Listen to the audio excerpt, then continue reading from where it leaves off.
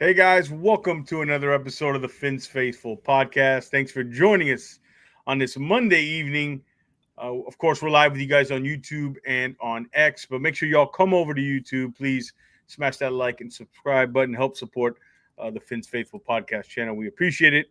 And in the wake of the Terron Armstead retirement, among other things, I thought, what better guest to bring on than Miami Dolphins icon, former offensive tackle, hopefully Richmond soon to be Hall of Famer. We got to get you in there, Richmond Webb. Your second time on the show. I guess I didn't scare you off the first time. Thanks for coming back, man. Hey, George. Thanks for having me back on the show. Yeah, we had a good time last time, Yeah, but no, I know you're joking, brother. Because yeah. but no, we had a good time and looking forward to it. And like you said, it's a lot of pieces moving right now. We're in the middle of free agency, drafts around the corner, so yeah, it's busy time right now. A lot's gone on. I guess we talked in October. I looked it up, beginning of October. Let's start there real quickly. A lot happened since then. A lot happened at the end of the season. What was your take, kind of how the season ended for them? Let's sort of reset things here. Yeah, I think it was a disappointment. I think not only for me, but not only the fans, but also the guys that actually played. I think the expectations was definitely to make the playoffs and actually have an opportunity to win the division. But injuries, guys missing games, and kind of underperforming. I think a couple of games cost us that opportunity and not making the playoffs. I think it just left a bad taste in everybody's mind. So that little slump we had kind of right around mid-season, I think it definitely hurt, and we couldn't get enough done to get that push to get in the playoffs. So I'm hoping everybody is working, and then we address some of the areas we needed to address to put us in a much better situation to where we can sustain in the event that we have injuries. We can continue to maintain a certain level of play to help us get on into the playoffs. Yeah. So you mentioned it. How do you think they've done so far in the offseason? Generally, your thoughts. We still got a lot to happen. We still got 10 picks in the draft, Yeah. and of course, after the draft, I think there'll be some free agent signings. But have you liked what they've done? Are you surprised at the approach they kind of had of kind of being modest with the money, closing the bank a little bit, and kind of keeping things on 1-2 year deals and kind of minimum modest contracts? Yeah, I think one of the things is, like a new offensive line, defensive line, possibly, bringing in another corner. But I'm kind of glad, I think a lot of teams panic and they'll go, break the bank trying to fix everything like that. And I think we had some key areas that if we add the right players, it's going to make a tremendous impact. And then the other thing with free agency is, you can go out and sign guys, but if they don't mesh and you sign them in all these long-term deals, now you tied up. We just lost Richmond. You there? Yeah, I'm here. Okay. Yeah, go ahead. Go ahead. You're good now. Okay. You're good. Yeah. So, anytime you sign guys to long-term deals, you need to really make sure that's the guy that's going to be there, and, you expect them to be there. So I'm good with some of the 1-2 year deals. It gives you an opportunity to evaluate. You can always extend. And if it's not hard to get off of that player. So I think so far, I kind of like the way they've been modest with the money. I don't think we need that much. I just think if we address key areas with the right players, we'll be okay. Yeah. And you mentioned also restructuring contracts. You only want to do that to guys like it's pretty obvious they didn't do to us. There's and with reason. There's durability concerns, but like you don't want to restructure everybody and kind of spread the credit card bill down the line unless you think it's guys who are younger guys, like Austin Jackson, who they know are going to be here for the next couple of years. So, yeah. So, speaking of Armstead, we obviously know the news. First of all, when he reduced his contract to the minimum, you saw the signs coming, right? Yeah. But, I think, he wanted to think about it a little bit, plan some things out. First, were you surprised by the retirement news with Armstrong, or did you believe there was a possibility he was coming back? I thought it was possibly a possibility he could come back, but I truly respect that he had to be pretty serious about possibly retiring to come in and restructure his contract to free up money for the Dolphins rather than wait to the last minute and say, well, guys, no, I'm not going to play this and that. So,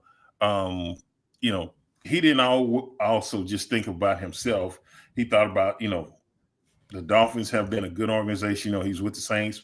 I'm sure he had a good experience there, but he wanted to leave the right way. And I think he did. He was like, hey, I'm truly not sure. I'm probably not coming back. But he left the door open to where, if he wanted to come back, they would renegotiate. But if he didn't, if they needed to make moves early in free agency with him freeing up that money, that allowed him, the Dolphins to possibly make some moves. So tremendous respect, great career, 12 seasons, you name it. And just, I think the thing that hurts is that when you lose a guy of his caliber and the experience, and I know Patrick Paul and those younger guys really gleaned from him all that valuable experience. That kind of hurts because you don't have it in the locker room. You don't have it, on the sideline during the games, this and that, because I'm sure all the guys looked to him because he was the leader of that offensive line. Yeah. Shout out to Fins TV. Thank you in the chat, Cap, Fin, Sammy, everybody, Costa, everybody. Please, if you're watching anywhere on X, come on over to YouTube. Hit that subscribe button. Please hit the like. I hate it's a little bell. It takes a second. I hate asking for it, but it really does help support the channel, and I appreciate it. Everybody in the chat, thank you again. We're here with Dolphins legend, former offensive tackle Richmond Webb. All right, Richmond, you kind of similar to when you were at the end of your career. What was your experience like when you thought, okay, it's time for me to hang it up? What did you know going to that last season, or you kind of made a decision mid or after? We lost you, Richmond. Richmond, you there? All right, we'll wait for Richmond to come back here. Richmond, we can't hear you to let you know. But, guys, everybody, we're here with Richmond Webb, Dolphins offensive tackle. He'll pop back in. Shout out to Dan, everybody from love from France, to my dear uncle Richmond Webb. Please subscribe. Thank you, Dan. Thank you, everybody who's in the chat. We appreciate it. We're talking Richmond Terron Armstead retirement, and we're gonna talk about Patrick Paul and kind of his thoughts on how Patrick is going to take over that. He's from the Houston area, like Richmond. Fun fact is Richmond is the one who announced the pick at that draft for Patrick Paul. But if you haven't been around and heard the Terron Armstead news, he did in fact retire. So as we're waiting for Richmond Webb to come back in, thank you everybody in the chat. Cap, what's up, brother? How you doing? And Sammy, how you doing in the chat? Thank you so much, everybody. If you're anywhere else, come on over. We're waiting for Richmond to come back on. Come on over to YouTube. Come on over from X to YouTube and hit that like and subscribe button as we're waiting for Richmond. Let's get into some stuff why he's not here. I want to kind of talk about some visits that happened. We just got word Mason Taylor, tight end, who, guys, will be doing Thursday. We will be doing with Jason Sardi and myself on the on-season, we will be doing quarterbacks and tight ends. Mason Taylor, obviously the son of Jason Taylor and the nephew of Zach Thomas, will be visiting with the Dolphins. I don't make too much into the visits a lot. I know everybody says, oh, this player X visited with us, or he's a top 30 visit. Don't make too much into it, guys. We're going to visit with a lot of players, and if you go back in the history and you kind of see who actually visited or who was a top 30 visit, very rarely do they match. I remember last year, I'll give you a perfect example. Xavier Worthy, the wide receiver, all the pictures of Mike McDaniel, him smiling. Well, what happened? Xavier Worthy was on the board. They went Chop Robinson. So, again, it's cool that he's visiting. He's a player that you probably got to take at pick 28. 28. Pick 48 in the second round if he makes it that far. I have my doubts that he will. But, it's cool to see that they're looking at that position because I think tight end's a sneaky position for them in this draft. It's one of the strongest. I'm going through the reports right now.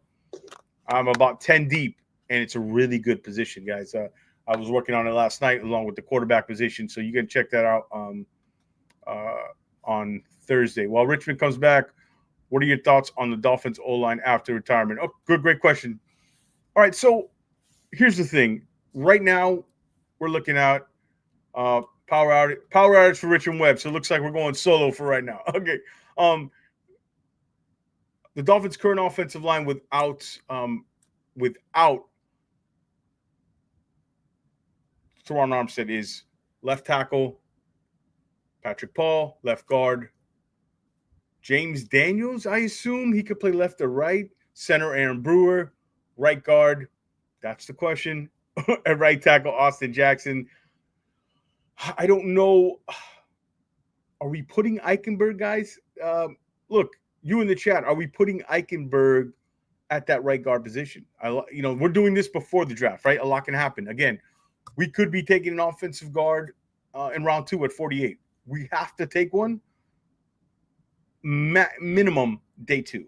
That's the latest we could take one. After pick 98, it's going to be very difficult to find a starter at that position in round 1. So in the first 2 days of the draft is when you're going to get a starter. I don't think after that you're going to get one in day 3. That's more of a chance, more of the chances diminish. So let's assume things stay the same, right? Let's assume that we don't sign anybody else. We don't draft anybody else. Liam Eichenberg at guard is the addition. I ask you guys, is the addition or the addition of James Daniels over Robert Jones enough for you? For me, the answer is no. And we're going to have a downgrade at left tackle on Patrick Paul. So no chance in hell he's a guard by kickoff. Look, McDaniel left the door open. Okay, he did leave the door open. So that's, I thought when he had those in that owners meeting, he kind of left the door open a little bit to the Dolphins starting Liam Eichenberg. It was one of the things that when he was talking, I was thinking, oh boy, yeah, there's a chance Eichenberg starts at right guard. So yeah, that guard spots Liam. No, Eagles Dolphins Super Bowl in 26. You actually had a dream, Fat Cat. Eichenberg has been with Miami for a while. Was re-signed, yes. Liam will have plenty. Yeah, they're comfortable with Liam there. That's the thing. With Liam, the comfortability they have with Liam it is something you can't deny with Coach McDaniel, right? He's somebody that trusts Liam. Butch Berry trusts Liam.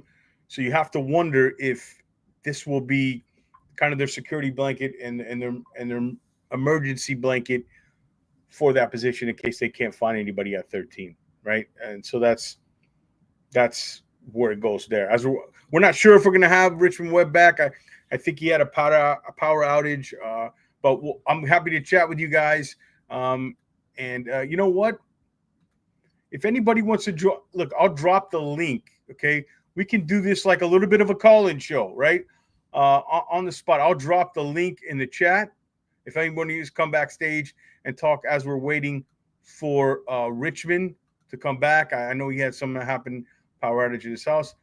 I dropped the link in the chat. Anybody wants to come back here, pop up, kind of give their thoughts on the Dolphins, feel free to. We're kind of going to go off the book here. We were planning on having Richmond. I had a bunch of questions for Richmond, but I'm happy to hang out with you guys and talk Dolphins. Now, draft coming up at 13.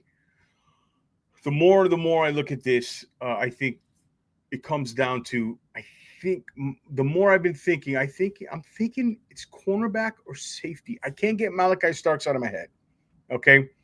That's the one player I can't get out of my head that I keep coming back to as I do these mock drafts, as I do these over and over again. I can't get Malachi Starks out of my head as somebody the Dolphins will be looking at with that pick. He just seems like a Chris Greer guy, somebody who he loves, will fit perfect with Chris Greer at that safety position. As I go through these exercises, I do these mock drafts, I'm thinking, okay, I like Kenneth Grant, but will they take Kenneth Grant at 13? I start doubting myself. And I don't know if they're going to pull the trigger when I think about it at that position at pick 13. Then I go to corner. The other name that it keeps coming back to is Jahad Barron, especially if Will Johnson's on the board or even if Will Johnson's on the board. I think it's something that he's a player I know they like in that building a lot. He's a player that the organization likes a lot, I've been told. He's a Swiss Army knife. He's somebody that, of course, I think on draft day, Dolphin fans are going to be like not happy with that pick. But when you start in training camp, you see training camp, and you see what happens in practice. You guys will love the pick more and more. What's up, peeps? Everybody, again, we were expecting to have Richmond Webb on tonight. He lost power in his home. He was on with his laggy.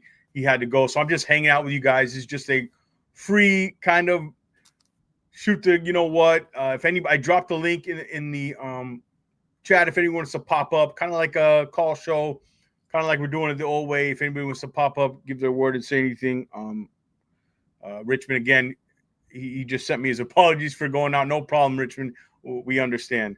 What other news going on? Obviously, we talked about Mason Taylor visiting Wednesday. Oh, let me just announce this Wednesday while I'm here. Wednesday, we will have Matt Canada from Pro Football Network. Matt kind of talked about being somewhat of a front office shakeup. Potentially Chris Greer, not necessarily leaving, but maybe moving up, and maybe somebody else kind of taking his position. We're going to have Matt Canada on Wednesday at 9 p.m. So join us there at Eastern. Then Thursday, we will have the on-season with – yeah, Matt is awesome. We will have the on-season with Jason Sarney and myself going over quarterbacks and tight ends. Jonathan, you're welcome. The link is in the chat. If you want to hop on, go right ahead, man. No problem. Anybody's welcome. This is things happen. Richmond couldn't go on. I had a whole different show planned, so I'm just hanging out with you guys, talking draft, talking Dolphins, talking whatever. If you scroll up the StreamYard link, I dropped it in the chat. Anybody's free to pop up if they want. Yeah, so that's what we got planned for this week. I'm still deciding. What we're going to do as far as draft day. Jason and I are going over that, kind of how are we going to do it? Are we going to have a reaction? What do you guys want?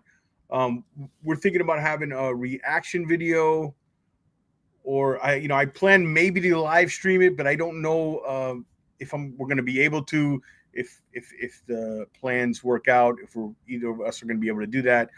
But we'll definitely at least have a live reaction of the pick after it happens. Maybe a recap day 1, recap day 2, recap day 3. You guys let us know how you want us to do that. Shout out to Kosa. Why is Will Johnson being discussed as a potential pick at 13? Well, because he's a tremendous player. He's the type of guy who could take half the field away. There's very rare guys that are 6'2" corners that can drive and plant to the football and have fluid hips like Will Johnson. Okay, he's rare. He had an unbelievable 23 season, injury in 24. I mean, after the 23 season, he was considered the best player in college football, a top 5 lock, got hurt, a little bit of a down season, and hasn't worked out this offseason. The bigger injury was that turf toe injury. And he's a guy, your only reason the Dolphins get a shot at him at 13, guys, is because he got hurt. If not, he'd be going 5, 6, 7, even 3rd overall. He'd be in that conversation with Hunter and Abdul Carter. But injuries, and he's not going to run before the draft. People question the long speed, right? The long speed, if he doesn't run, still leaves a doubt. I have no question about the long speed. The tape was fine enough for me. I saw enough. That's why pick 13, that Will Johnson is in consideration. He'd be a home run. If he's there and they don't take him, I'd be very upset. He's one of my favorites. I'll give you my favorites probably for that pick are Will Johnson, probably Malachi Starks, Jahad Barron. If I had to guess those 3, Kenneth Grant is an outside choice. If I had to guess one of those 4 guys, unless somebody falls, Will Campbell, Ashan Genti, or Embu, something like that falls, yeah, then maybe we can pivot and kind of do something else. But no power at home for Richmond is not coming back. I saw that. Richmond, don't worry about it, man. Take care of the power. We'll do this another time. Things happen. No big deal. I appreciate everybody coming in the chat. We'll reschedule with Richard. I'll get with him and we'll do something sometime soon. It's no worries. Richmond keeps messaging me and apologizing. No worry. Everybody who's watching, I appreciate it. This is not the show you were expecting, but if you're watching anybody anywhere else, this is a time that please come on over. Come on over to YouTube, smash that like, subscribe button, help the channel grow. And I kind of hope you guys, I'll take a minute to talk about the growth of this channel and the people that have kind of supported and I come across. I started this channel about, I would say August, September. I don't remember, something like that. The support that I've gotten, the positivity. I know a lot of these channels have some negativity, and for me, it's been all positive. And I hope you guys see the work we put in, myself, Jason Sarney, the draft prospects, the way we go into it. I don't know if we're the best, but I tell you, nobody's going to work harder than us. And that's what we pride ourselves on. That's what I pride myself on for this channel. And I hope you guys appreciate all the draft prospects and profiles. And, I spend time watching the film on these players to give you guys the best possible information to educate you, right? Like, I mean, I don't know the most, I always say I'm not the most skilled. I'm the most willed, right? I always feel that when you do that and you put all the work in, things usually come out good. So I just want to take this time now that we have kind of an off script show to thank everybody who's followed the channel, who continues to follow the channel. And I hope you guys like it. Hopefully big things to come. We got things scheduled. Again, Matt Canada on Wednesday, talking about the front office possible shakeup, and then Thursday. And then next week, Thursday, we'll finish up the prospects with the running backs. And then we have also something planned next Wednesday, another prospect insider. Oh, and we have a guest here. Finn Sammy, how you doing, brother? How you doing, my brother? How you doing? Oh no, I got a curveball thrown to me tonight. Yeah, that it happens. I hope I didn't strike out on the curveball. How are you, brother? I'm doing good. We're enjoying that interview with Richmond Webb, but that technical difficulties, those kind of things always happen. So. It happens. Thank you, man, and it gives you time to kind of talk about your show. And I just took a minute here to thank the fans and the growth of the show, man. People like you, Sammy, who've your show's tremendous. I've been on your show. Your production stuff is great, and thank you for supporting the show, man. And recognizing us. That's what I call the power of positivity. It's easy to do a show every single week to bash the Dolphins. In bad times or in good times. Yeah. It's easy to have content when all you do is bashing. But what you do in Fins Faithful, we try to do in Fins TV. With the guys at the Diver podcast, they do all the time. They try to do interviews to stay positive. That's not easy. Try to be positive until so much crap. Even with the Dolphins, sometimes deserve it. Because there's no denying that so many times the Dolphins deserve it. You can find a way to do it in a fair manner, in a positive manner. So we try to do the Fins TV. You do that great job with Fins Faithful, with Jason and every single guest you have on the show. So I commend you for that, because I know to put content every week, you do it 3 times, sometimes 3 times a week. It's not easy, sure. So I commend you for that. Yeah, it's not easy, and like things like Richmond, again, he's been great. Like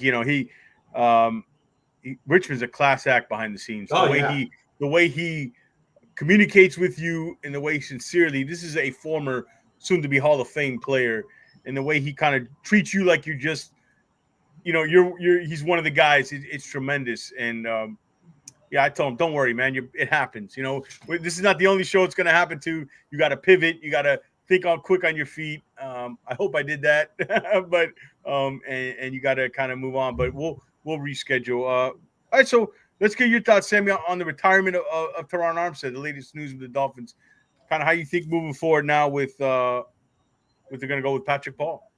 Yeah, that was something we discussed before on Fins TV. I know you guys did for sure. For me, it was kind of suspected, because Terron Armstead, he was being battling injuries every single year. You can see him on the sideline in that Jets game where he took himself out, and you see him crying on the sideline, so frustrated he could not get back into the game. The guy gave his all to the Dolphins, but his heart, his mind was in the game, but his body could not take it anymore. The Dolphins drafted Patrick Paul last year, hoping maybe they have a chance for him to develop, for him to play this year. So we'll see what happens. Hopefully, they can find a competent guard next to him to help him out in his first full year to start. Jonathan, man, nice to meet you, brother. We go from no Richmond Webb to now we go 3 wide here with 3. Jonathan, thank you, man. Thank you for the support you've been showing the show. How you doing, man? Welcome. Doing good, man. How about yourself? Good. I don't know if you, Sammy, Jonathan, I don't know if you guys met or crossed paths on a show or. Nice to meet you, Jonathan. Probably on Twitter. I'm all over Twitter. You know, a lot of people they see me on Twitter, very Titan, so it gives. Yeah. So we were just talking about Terron Armstead. So, what are your thoughts on it? On Terron Armstead? Yeah, the retirement. Did it surprise you, or you expected this coming with the whole when he took that minimum contract? He was like, all right, this is a sign that it's coming to an end. When he took the minimal contract, I figured it was like giving him more time to decide retirement or not. But I feel like he was more leaning towards retirement. But like, I feel like he was like comfortable handing the torch over to Patrick Paul, which I got faith in the guy. I think he's gonna be solid. You know, that's interesting. Hopefully Armstead's still around the organization to like help coach a little bit. Yeah, the Patrick Paul thing is interesting. Yeah. I didn't. Okay, I do a lot of draft stuff. Jonathan, you probably know and seen. Sammy, you've seen. We do a lot of draft stuff here. And last year, I didn't have a YouTube channel, but I did the audio version. That's when I started last year on podcasts. On Apple and Spotify and all that. And I wasn't a huge fan of the Patrick Paul pick, but the one thing I'll say in Patrick's favor is like the stuff I didn't like about him, like the hand placement and the technique and the way he just had horrible technique, but he won with sheer power and length. He kind of does it the same thing in the NFL, and he kind of gets away with it a little bit. Now he recognizes himself that you can't do that in the NFL as much. But like, so there were some good and bad. What did you guys see? We'll start with you, Sammy, and then Jonathan. What did you see of the limited snaps from Patrick Paul last year? Please go ahead, Jonathan. Go with you first. Okay, so I think I like his arm reach and stuff. I think he's got good reach. He's honestly got the build. You know, he. I don't know if you saw the retirement photos from Armstead's party. Yeah, Paul is so much bigger than him. Like, he's huge. Compared, but I think he's improved on his footwork. His stance has improved, I believe. You know, he's obviously learned a lot from watching Armstead play and grow and stuff. So I think it's going to work out. I think a lot of people are worried, but I got confidence in Patrick Paul. Sammy, are you confident in Patrick Paul? Well, if you saw that picture of Patrick Paul next to Terron Armstead, you can see the size difference. The guy is huge. He's a boulder. Armstead looked like a guard or every time they compared to him. He's massive. Of course, experience goes a long way. He doesn't have the experience. We'll have to see about that. And of course, the void of left guard is also to be determined because as of right now, we don't have anyone to play as left guard. So if they can find a solution that actually makes him, have the first year with a competent left guard, it should go a long way. Of course, that's yet to be determined, and we'll have to see about that. But also, that's not towards blindside. So that Austin Jackson has to a blindside. So we'll have to see what happens over there. But hopefully, he can grab the bull by the horns, and we have a competent left tackle for at least for the next 3 or 4 years. Yeah. All right, Jonathan. Thoughts on the draft here? We're about 2.5 weeks away.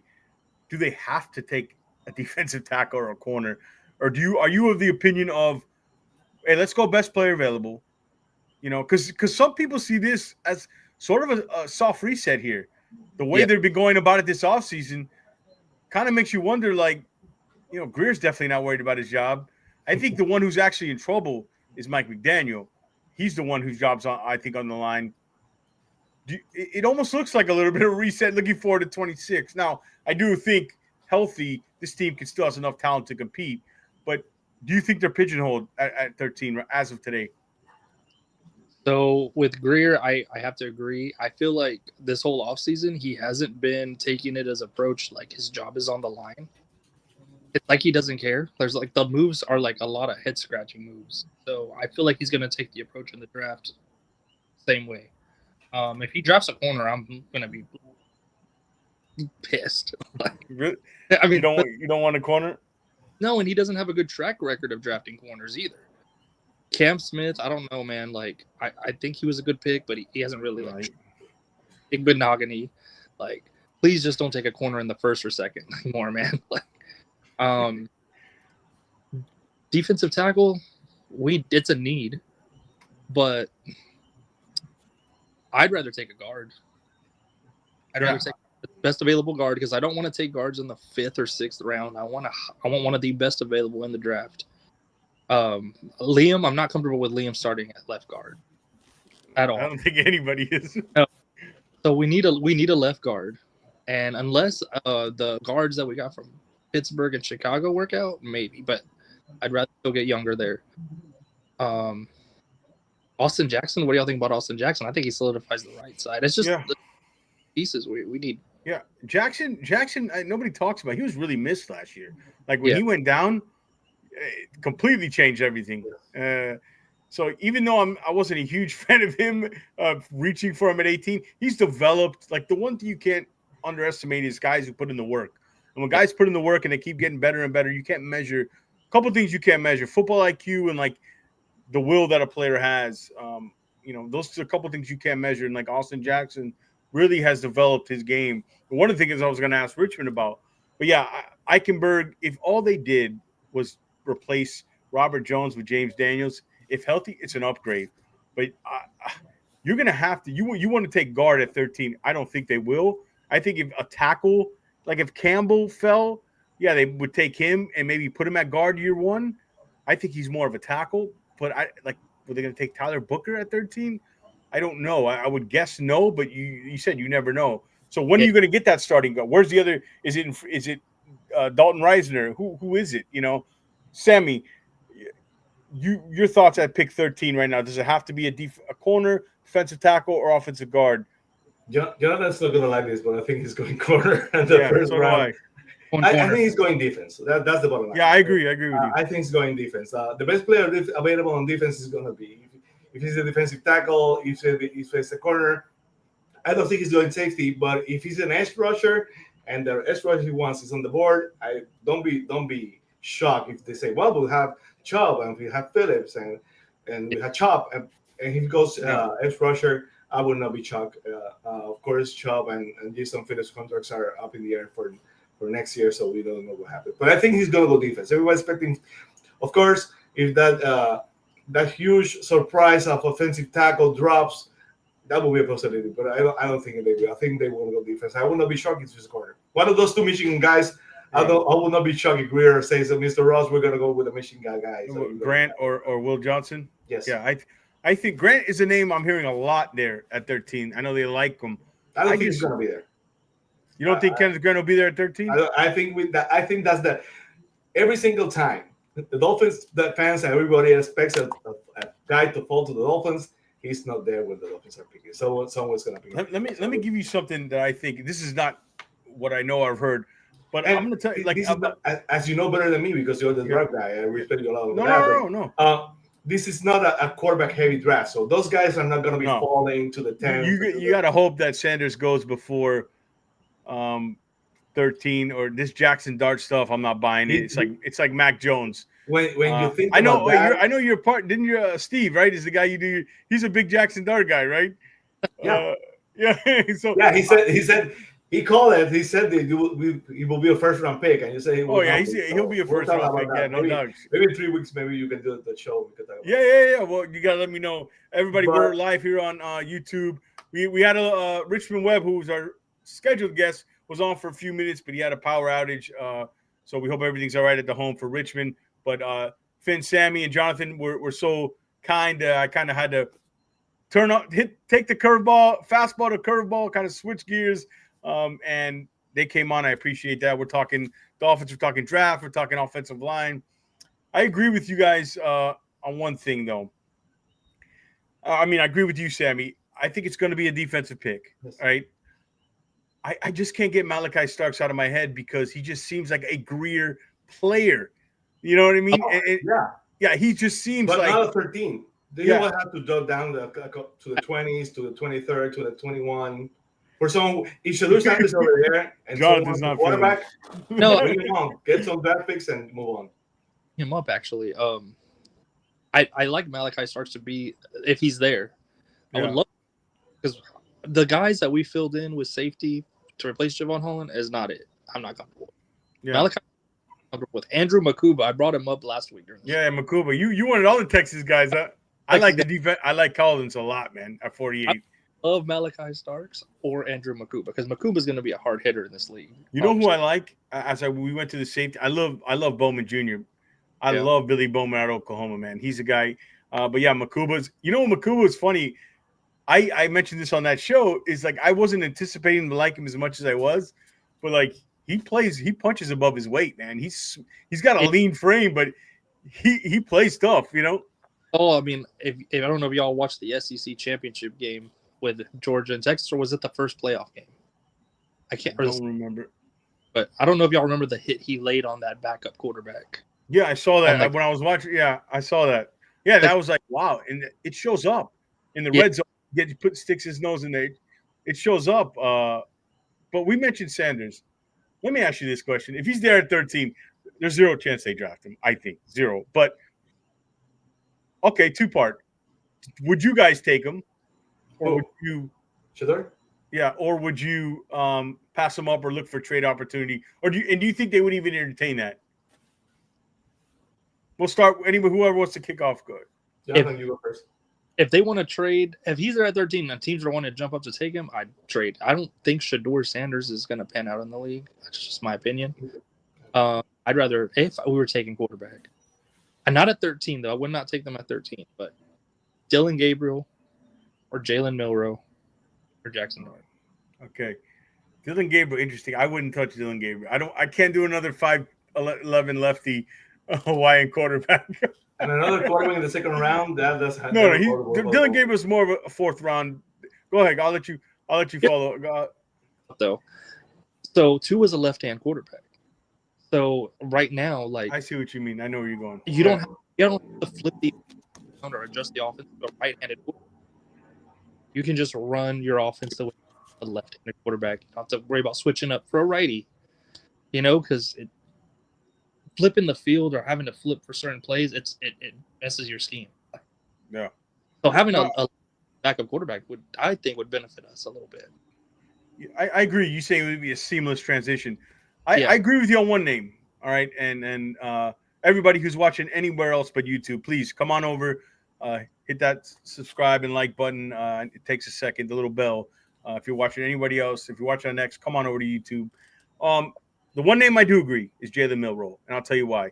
Not that he's a finished product, not that I watch his tape and I'm in love with the passing ability right now. He still reads one part of the field, but there is some good arm talent there. There's some good stuff. But I've always said this on the show, and you've probably heard me. If there's a small percentage chance that you get somebody with that physical traits to match a Jackson, an Allen, a Mahomes, not that it's that level of quarterback, but what we're lacking is a guy. We can't do the Eagles. So what is it play? What is it? I'm escaping me. Tush, whatever you call it. We can't do that.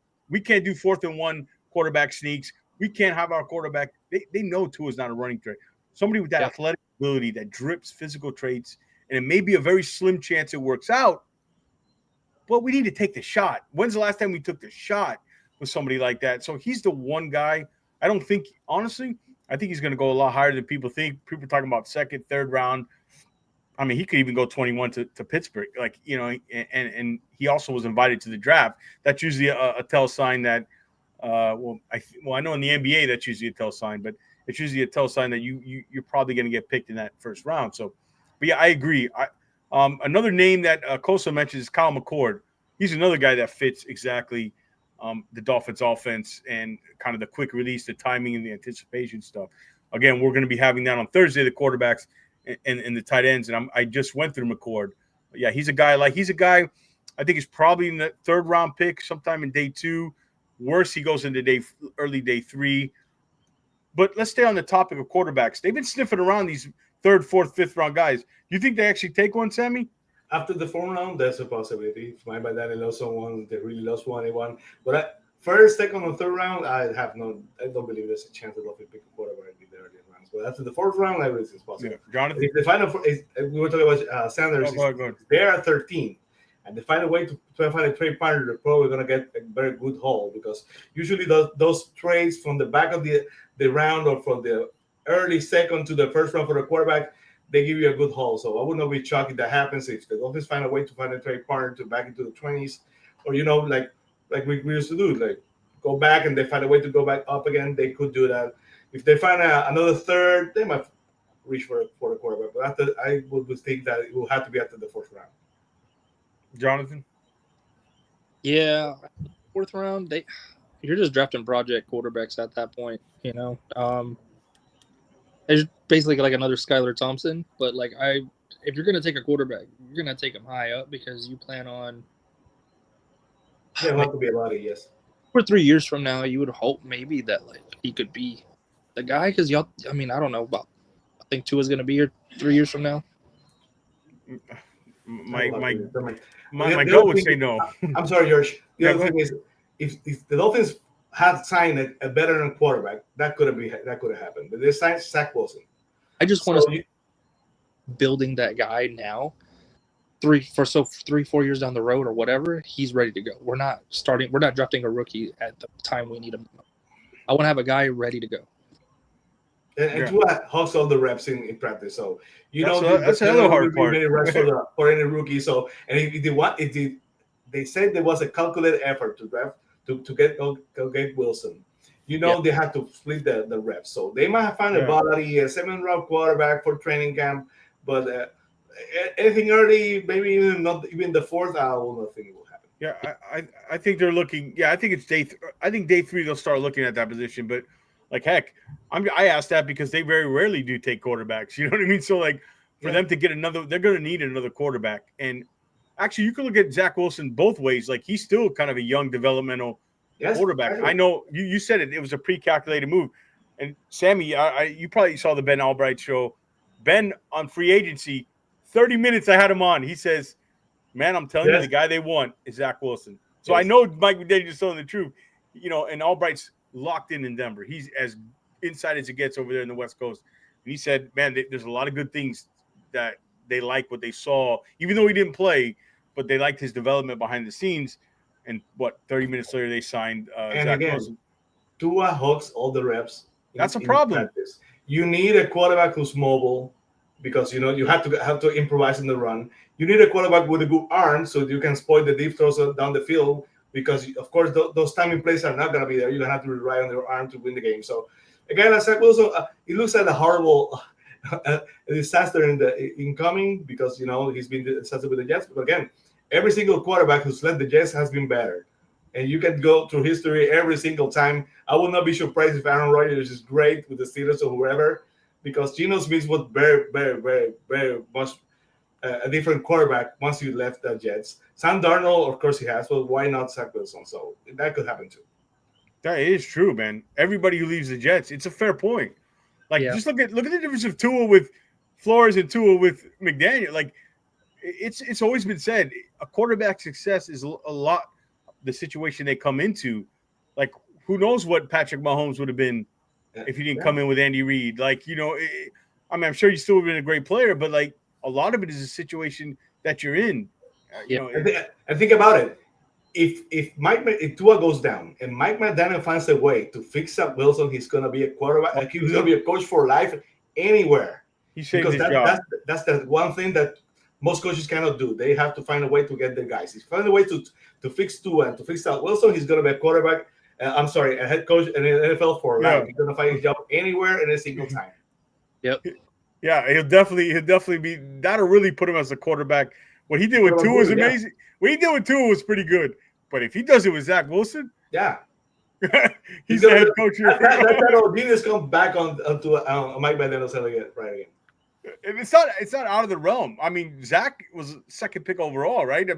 There's some off platform, off script, arm talent, quick release. There's all that there. And he went to a defensive coach who had no scheme on offense and even a good offensive coordinator. So, he went to a disaster on offense. So if Mike McDaniel finds a way to, and probably, if he won in Denver and he had a chance, who knows? Maybe he's done Miami this year, but he didn't get a chance even to play a little bit this last year. So anything can happen with him. So I wouldn't be shocked if it goes down and this is a resurgence of Zach Wilson and somehow McDaniel looks like a genius again. I'd love it. No, you like the Zach Wilson signing, Jonathan? I do like the Zach Wilson signing. I mean, I feel like, okay, so at first I didn't like it, but now I do like it. I let it sink in a little, and I thought about it, and I'm like, okay, yeah. Maybe he was just in a bad situation with the Jets. We really didn't get to see him do anything in Denver. He might have improved playing for Sean Payton a little bit, so I don't know. I'm curious to see how he does in preseason, put it that way. We'll get a good look. Yeah. Even training camp. That will tell a lot. I wanted Mac Jones, so why did I know? So no, I agree though. I thought Mac Jones would have been a good fit. That's what I wanted. But yeah, people didn't like that. I said he exactly would fit this offense. I mean, I'm not a huge fan of Mac Jones, but again, I wanted that type like Mac Jones. These guys that were off their first contract, still young. There's still some development. Would you rather? What do you want? Joe Flacco, Marcus Mariota. It's all the same. You know what I mean? I come from the Deutsche school, so there was a year he had Dan Marino, Bernie Kosar, and Steve DeBerg. So Steve DeBerg, yeah. that quarterback hood was heavy. So if as me, I would have Joe Flacco as two as backup and have Zach Wilson on the third. But that's not where they're going. So not that I know. Do you guys think this? Do you think it is a reset year? Do you think or is that just? It's a soft reset, yes. Yeah, it's very reset. But go ahead, gentlemen. This year goes the way anywhere near it did last season, it's clean house. It's clean house. I think. Do you think, man? I'll see Greer when Greer's gone. I'll believe it when I see it. I think McDaniel's the one who's really on the hot seat.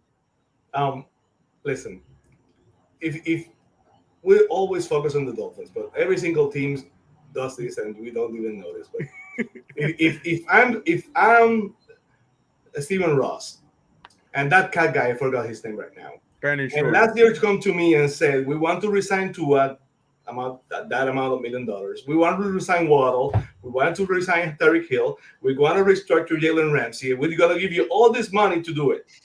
You tell him, that's the nucleus of our team. That's the team we're going to have on the next couple of years and going forward.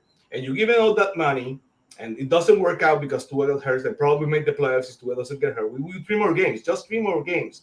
That we could have even done without Tua. That Indianapolis game and the Cardinals game, but right after Tua came back, we could have won that game. I gave you all that money. That's the nucleus of the team. And now it didn't work last year because of Tua. So now, if I'm saying, Ross, you told me that's the nucleus of the team. You have to make it work around it. And that's the fact of the Dolphins. They have to find that it's a soft reset. They probably think that we have the nucleus, and what we have to do is get younger, get some pieces, some guys who are hungry, and we're gonna compete. And we, of course, and we'll be healthy. That's what we're gonna sell. The problem is the offensive line and the defensive line are trash, and we all know that because right now the depth. We always complain about the depth, and it's worse than last year. And don't get me even started on the defensive line. Yeah. If they find a way to find some hungry guys who can be stable, I would not be shocked if the Dolphins find a way to be a competitive team again this year. But I always say on Fizz TV, I always say anywhere, when you get so many ifs together, if this happened, and if this happened, and if this happened, the percentage of actually happening goes less and less and less. The Dolphins have too many ifs this year. They have to make as many ifs or even more than every single year in the past, 6 years. Because when we don't tanking, we had no reputation. When we had a good teams, we got hurt. But this year we have too many ifs. They got will too have old. to take on everything. They will have to get a hit on every single thing that has not been fixed by now. The offensive line, the starting quarterback, the safety, depth. So that's why I'm not optimistic. But I'll let you jump in a second here, Jonathan. But I want to say I think they realized they went too old. I've always said this whole rebuild went wrong. I say the Tyreek Hill trade was the start of the wrong decisions. I liked it at the time, but when I kind of reflect, you were going young, building draft capital, and you stopped. And you all of a sudden switched it and went really old. And if you do that and F them picks, you got to be able to draft really well in the middle rounds. But not only that, they didn't F them picks. They had no picks for 2 years. Like 8 total picks in a span of 2 years is the lowest in the NFL. I don't know if it was in history or it was definitely the lowest in that of any team. They went really old, and now they're paying for it, and now they see that. So when the soft reset is kind of, let's get some more young players in here, get rid of the old players. Hopefully we stay healthy, everything, because that in their head, they believe in that building. And this is from Ben Albright's mouth. They believe in that building, they can compete with Buffalo, right? That's what they believe in the building. Or they at least second best there. They believe that, and they believe in it's just because they weren't healthy, right? So they're going to kind of reset old to young and then see what happens. Now, I agree with you, Sammy. There's enough talent, if healthy, I think they'll be relevant. The problem is they'll be like the worst spot, either not bad enough, either stuck in the middle, or just missing the playoffs, or just barely walking in. All bad scenarios. Yeah, Jonathan, I know you've been waiting to talk. Go ahead. Go ahead. No, I agree with everything you said about the Tyreek thing and them starting from young to no draft picks. It affects us, but the thing is like they need to like get more draft capital anyway. Like they need to flip the script on that. Like in these later rounds, if there's like nothing there, we need to trade back and gain more picks for future picks. Even if we need to like roll some over for next year as well. Like how many picks do we have in 2026? I think we have an extra. 10? No, you mean next year? Yeah, 2026. Okay. We have 7. No, I don't think we're gonna come for Campbell, so probably 7. I think we have. I think we have. What do you? I think you're gonna have an extra. It depends. Are you counting the compensatory?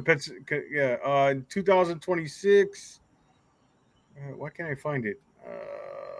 Because my thing is like maybe we just need to start trading back a little bit too, but also start getting picks for next year because you can do that as well. Well, I think they might. What I'm worried about is they do what they did. Because remember now with the whole after who was it? That Campbell went to the Cardinals. We were eligible for that compensatory pick, that 4th rounder. And now they might trade that like the kind of how they do with Jalen Wright. Oh, we're gonna have a couple thirds next year. So let's take our original third. We'll have one anyways, and we'll trade to get back in this draft. Like, I don't know if I want to do that. I think they got enough picks in this draft. What I want them to do in this draft is there's a gap between 48 and 98. They got to figure that out. You don't want to worry about George, and then you get too many picks to Chris Greer, and you don't know he's going to get your long snapper, a punter, and a kicker. So, you got the picks that you come back to 7, so, Oh, I have no faith in Chris Greer, man. He's got it. Look, for them to be good, he's got to hit a home run draft. And a home run draft is not, Chop Robinson was nice. He came on last year, and that's it. That's not a home run. A home run draft is like what the Eagles have in their secondary with 2 guys starting in the Super Bowl and 1 intercepting one. They got to get 3 or 4 impact players. I haven't seen Chris Greer do that yet, Have a Sonny Weaver type draft. Oh, great movie. Just now it's back on Netflix. I just saw. I always watch that the day before the draft, man. I want to ask you there's a mantra about the Dolphins being too old. Other than Jordan Poyer, whose production went down the drain in just a year. Who when you think about the old guys, Armstead, he kept getting hurt, but he plays very well. Calais Campbell put that average on an age through the roof in 38 years. Who else could you consider wrong? Because if you see what Greer was doing, he was getting a veteran and a young guy behind him. He get Bradley Chubb and then Jalen Phillips. He had Tyreek Hill and he had Waddle. So the contracts were not supposed to overlap. We were supposed Armstead, Patrick Paul. Exactly. He was supposed to. The plan was supposed to work. We were supposed to win. He was thinking a year ahead always. And then you had a turnover, but since it didn't work, you find a way. You didn't win full in. You either had to start over again or re-sign the guys you had, and the Dolphins went into that middle portion of it, and that's what happened. The construction last year was horrible. You know what it is with Greer? It's like he's afraid to bottom out. He always wanted to protect himself in everything because he knows the only way he leaves if it bottoms out, right? Yeah. The only way, if you're, how many games are in the season now? Is it still 17? I forget. So if you're 5-12, it's harder even though they love you in the building, it's very hard for you to look at the fan to say it's okay. Here's a GM. Maybe it matters, maybe it doesn't, but it's a lot harder for him to do that. I'd rather have a team that goes 5 and yes, and I whatever agree. than a team that went like the Dolphins with in the 2010s, like 7-9 and 8-8 and 7-9 and 8-8. That's the problem. That's the way you always speak in the middle rounds because and he's in the middle. Right. That's part of my point. I don't know if you guys agree with this. He doesn't do anything to bottom out. Because you know what, Chris Greer is an average GM. He's not horrible. He's just not really good. That means that he's actually above average pick in drafting. Yeah. So. Well, okay, slightly above if you want to call it. But when does he hit home runs? Where's the guys with the gold jackets? You got to eventually do some of that, right? You know what I mean? You can't just get these solid, like even Malachi Starks, right? Really good player. And Malachi Starks, I say, is a Greer guy because he'll get on the field, he'll play well. Okay, you didn't do bad. Christian Wilkins, you didn't do bad. But you know who was picked after Christian Wilkins? Dexter Lawrence, Jeffrey Simmons. Those are impact special guys. Sometimes it's not who you take, it's who you don't take. Chris Greer is afraid to bottom out. He'll do everything to protect himself so he can go to his owner and say, look, we have this coming this year. I got this guy to kind of cover for this guy. We got Patrick Paul. So he's never in a situation. Well, this year is kind of the most I think he's put himself vulnerable actually with this roster. Where he don't bottom out, and that's the problem.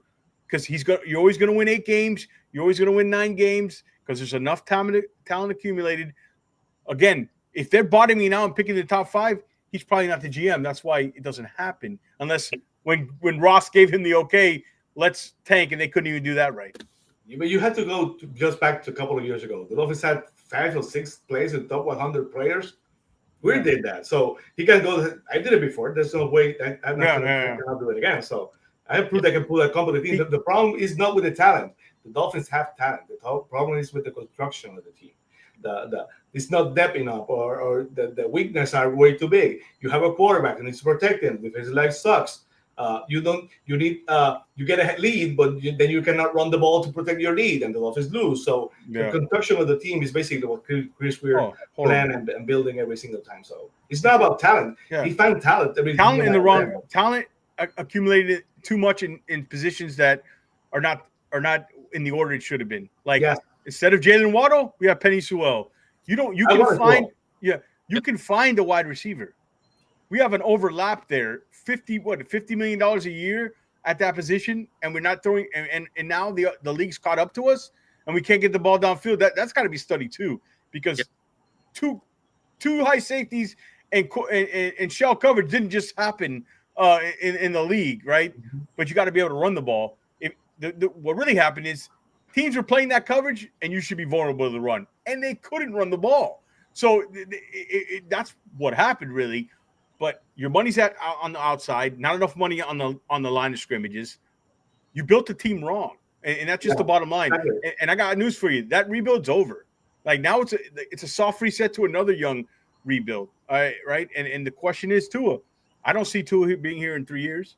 And the issue of Tua Tua is a starting NFL quarterback and a good starting NFL quarterback. Some can argue, some have different opinions, but he just can't stay healthy. He's not durable, and he's the type of kid I'll be honest. I didn't like some of the stuff.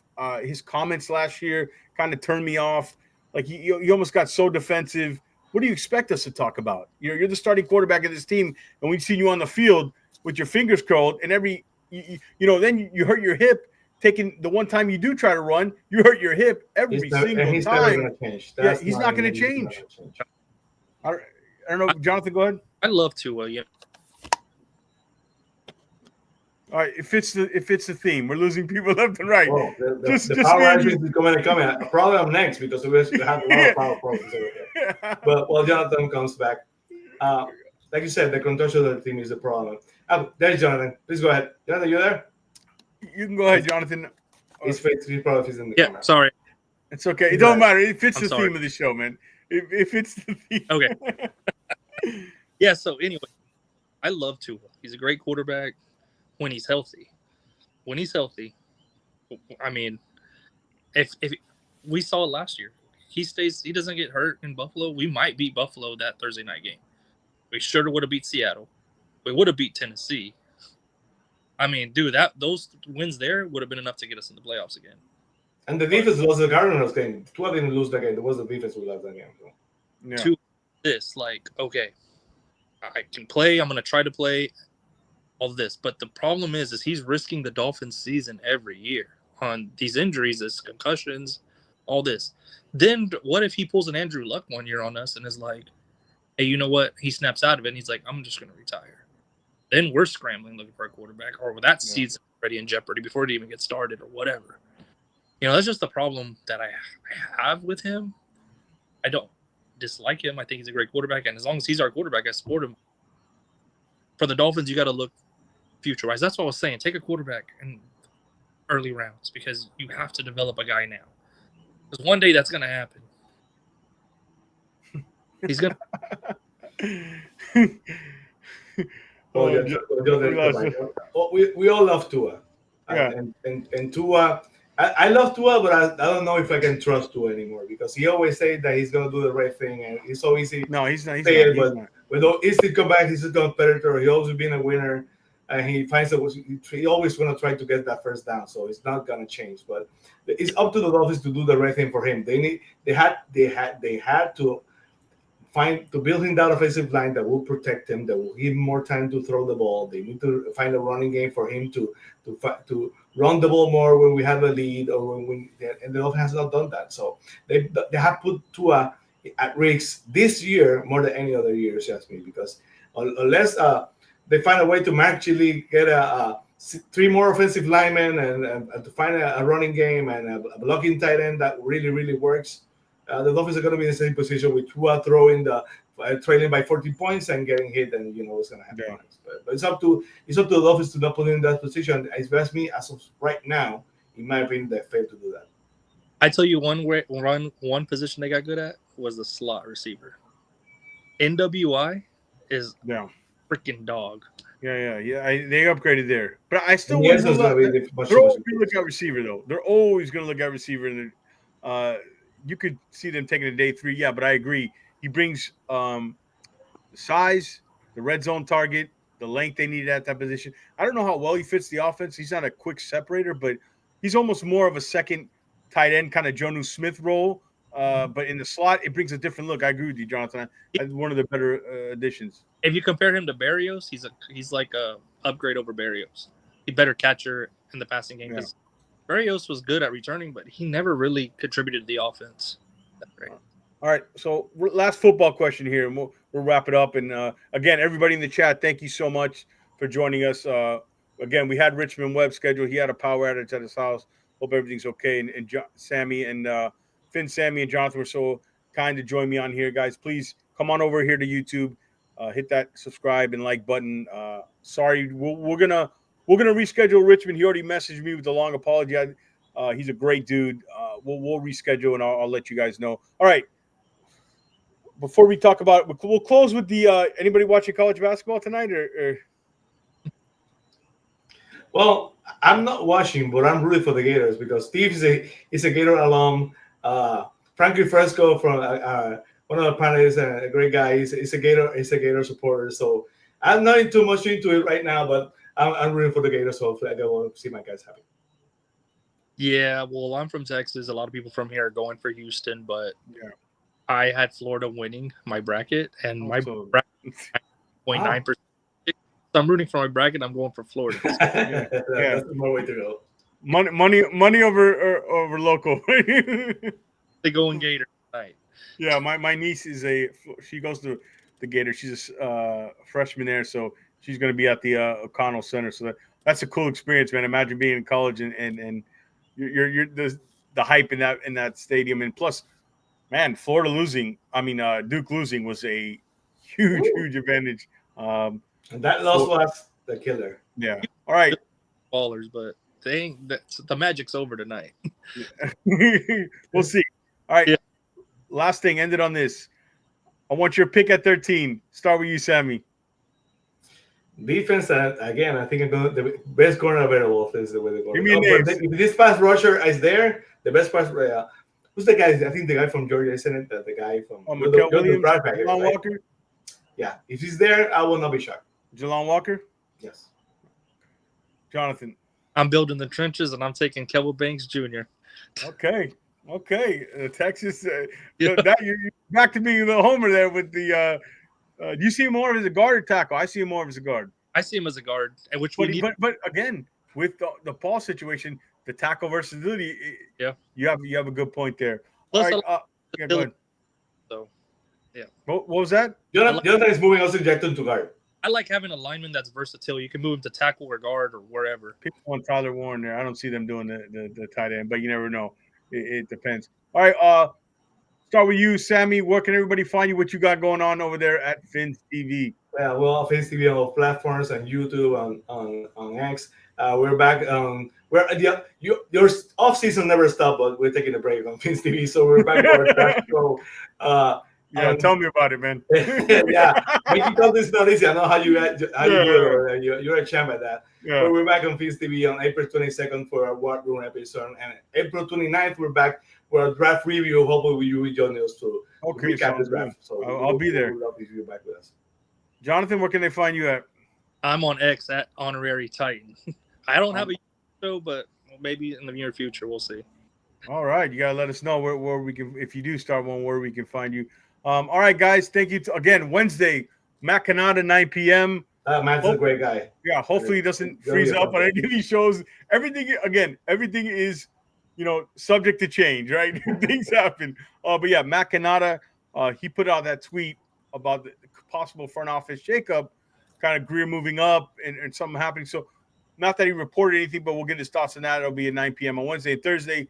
Jason and I are back with the on-season quarterbacks, tight ends. So guys, check that out and make sure you subscribe and like to the channel. As always, guys, stay Fins faithful. We are out. Fins up, people. Fins up.